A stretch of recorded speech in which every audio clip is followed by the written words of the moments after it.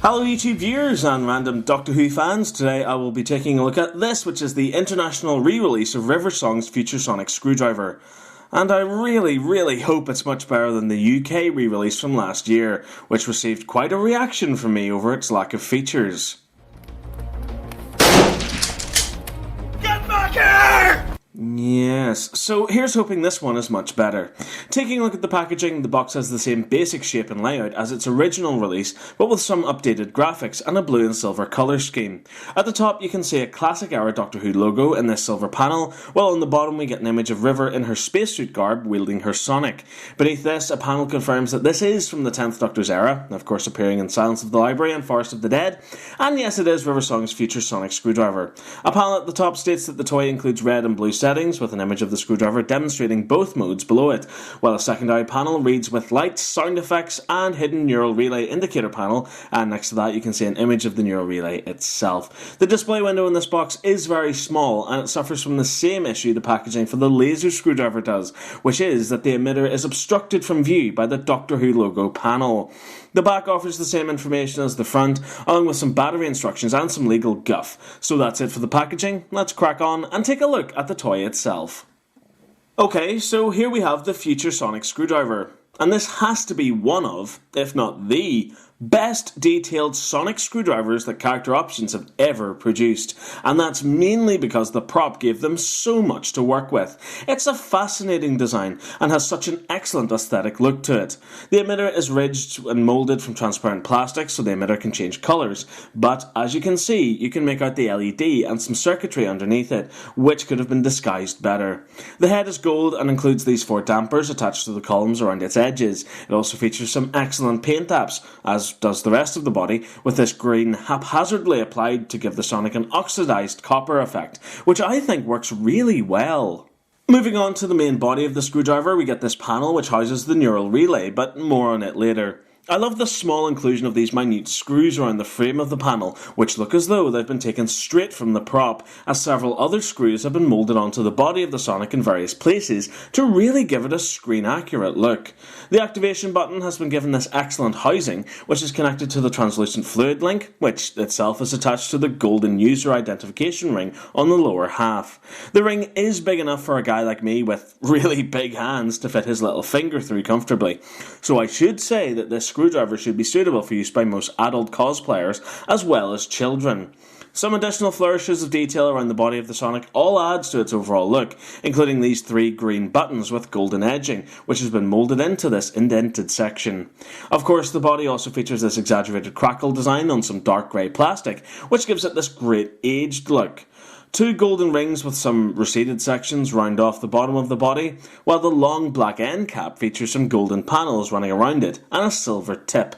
So for detail, this is pretty much one of my all-time favourite screwdriver toys. The meticulous attention paid to its overall design is just excellent. Turning to features, the screwdriver is activated by pressing the small button on the handle. As you can see, the emitter lights up a steady blue while a basic low buzzing sound effect is heard. Grabbing this brown handle on the hatch, it can be popped off, revealing the neural relay bars. Now, while it is very small and inaccurate, it's still a nice inclusion all the same. Pressing down on this silver button below the relay for a few seconds will activate its light effects. They just pulse steadily for about 10 seconds before automatically switching off. And while they're lit, the emitter lights and sounds are completely disabled.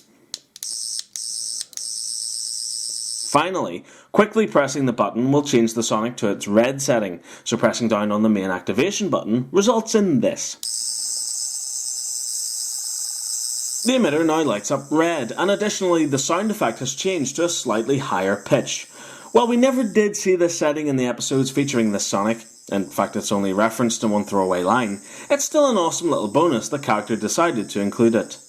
Battery installation is fairly easy. You twist the black end cap until this grey tab has moved from the left to the right, then pull it to slide it off, which will reveal the battery compartment panel. This can then be removed via a Phillips head screwdriver, allowing you to access the batteries themselves. Doing a size comparison, it's plain to see that River's Future Sonic is one of the smallest out of Character's range, being only bigger than the Sonic Screwdriver penlight which is included with Captain Jack's Vortex manipulator. So overall, what do I think of this toy? Well, I love it, I love it, I love it! The future sonic screwdriver features one of the most intricate and visually appealing designs I have ever seen. The oxidized copper effect, which has been replicated here using that green paint, just gives it so much character, while the dampers and ID ring add a spark of personality. I'm so happy that this Sonic has been re-released with all of its original features still intact, unlike the UK version which lacked the red setting and neural relay functions, which I think really gives the Sonic its extra kick. True, the neural relay bars are inaccurate and far too small, and I would really have loved for them to turn off one by one, or even include a sound effect, but at this point I'm willing to take anything. The ability to change the Sonic from red to blue settings is an inspired inclusion, but I don't like that the button to do this is located under this panel, which is meant to be hidden anyway, and I think this red section here would have been better suited as the button to change the Sonic's modes.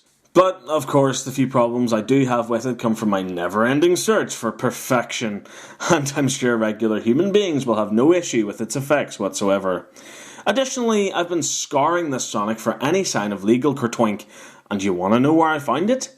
Moulded onto the battery compartment. The battery compartment that's hidden from view when the Sonic is fully constructed, so it doesn't detract from the Sonic's overall appearance?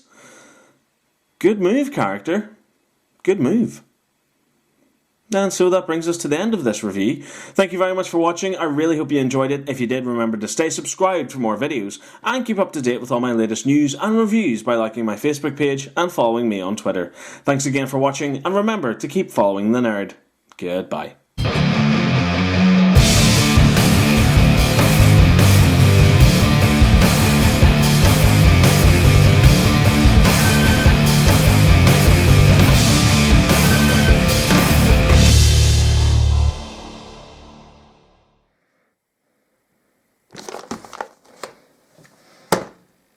Well, that went well.